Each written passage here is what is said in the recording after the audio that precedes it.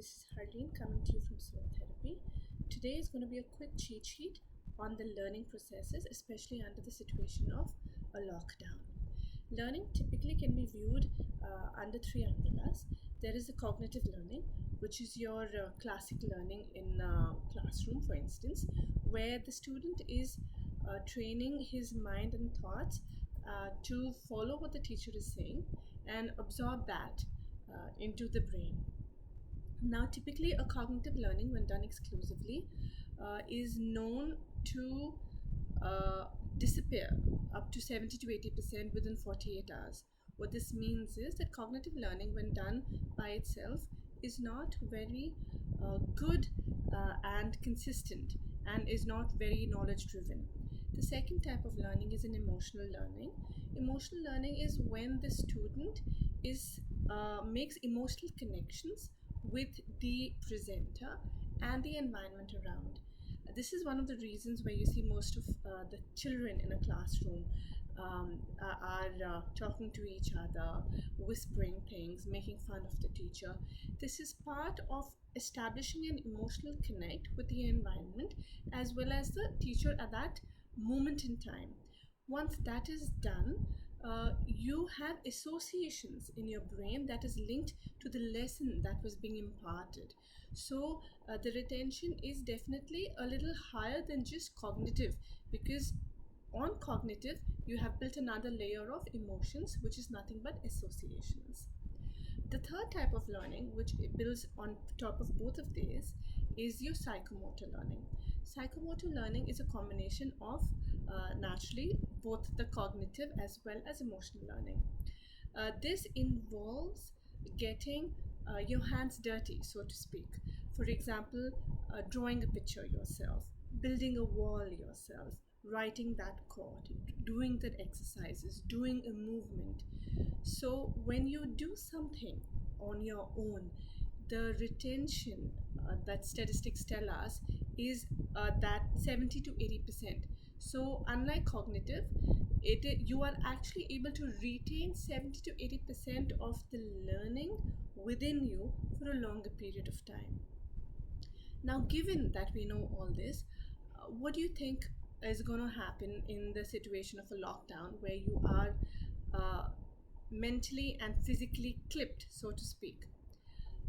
It is very difficult for the child to accept and thrive in such an environment because it is very new to them. What can we use to cope, right? These are a few coping strategies that I think would help and which are easy to do. The first one is obviously allow the child to make those emotional connects, which means that before the class or after the class, let the child actually make the video calls or audio calls with their friends. This establishes a kind of emotional connect and has the child more invested in the learning. And not to mention that you have good hormones being released, and once those hormones are released, there's also a sense of well-being and happiness and a sense of relevance.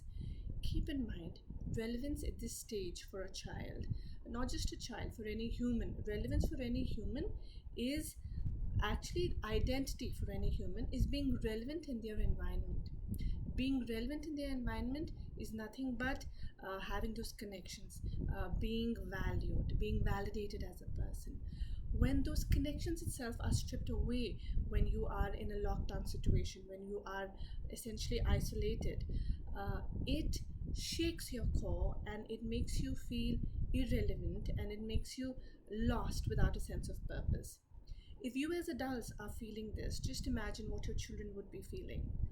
So these are the strategies that we are actually going to employ to counteract those effects and promote a healthy environment of learning and well-being.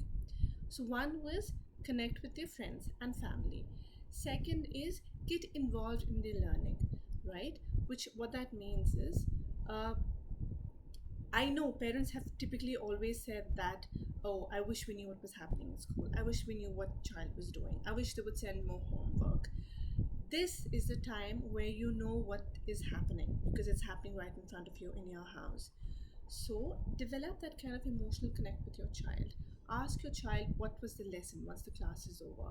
Ask your child to explain to you what the child learned.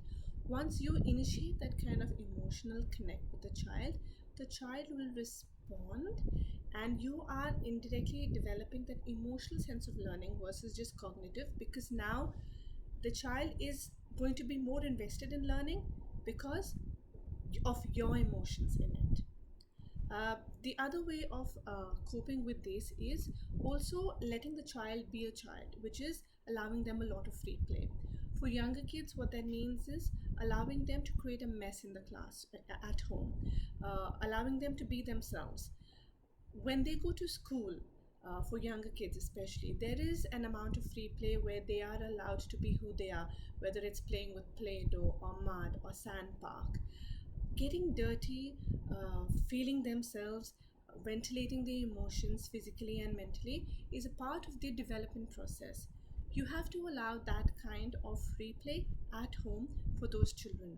For older kids and adults, what this would mean is doing what it takes to rejuvenate yourself and rekindle that sense of passion. It could be watching YouTube videos, it could be being on social media, connecting, whatever makes you happy. But that amount of replay is essential to make you feel relevant in this kind of situation. Another strategy that you could do is getting involved in their emotions, right, with the child and with the family essentially, which means that this is not the same as getting involved in studies. What this means is playing board games with them, having those fun moments on the dining table, cracking jokes, laughing, spending time, talking about your experiences as a child, basically emotionally connecting and bonding with them. This is a golden opportunity for you, parents, to actually take this time to emotionally connect and bond with the children. So, what we've discussed today is basically just 4 coping strategies that you can employ, which essentially makes it a cheat sheet. Hope you are able to do this and benefit from this and help your child make the most of this learning phase, keeping in mind it is as difficult for him and or her as it is for you.